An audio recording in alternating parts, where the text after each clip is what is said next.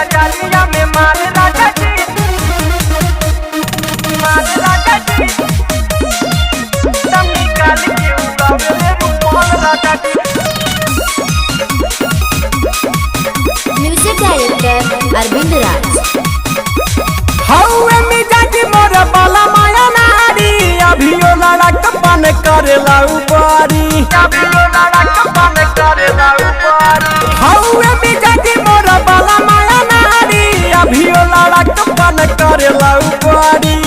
फहरावेला लंबा लंबा बाल राजा जी, जब देखेले बाजारिया में माल राजा जी, तब निकाल के उड़ावेले रुमाल राजा जी। जब देखेले बाजारिया में माल राजा जी, तब निकाल के उड़ावेले रुमाल राजा जी,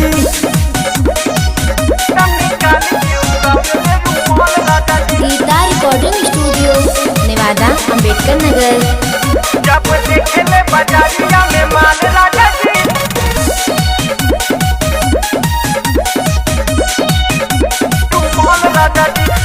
नए नए लुक में सेल्फी खींचेला, देख के हंसी आवे उनकर खेला, देख के हंसी आवे उनकर खेला। नए नए लुक में सेल्फी खींचेला, देख के हंसी आवे उनकर खेला।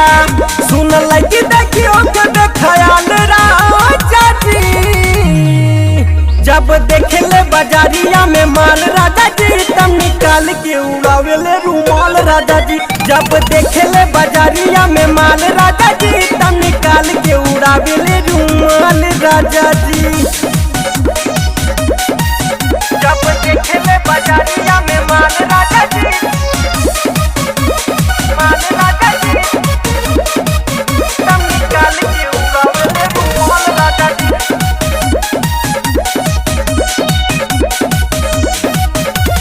मेहरबानी का बोआवे ना नगीचे, खाली भागेला कुंवारिन के पीछे, खाली भागेला कुंवारिन के पीछे। मेहरबानी का बोआवे ना नगीचे, खाली भागेला कुंवारिन के पीछे।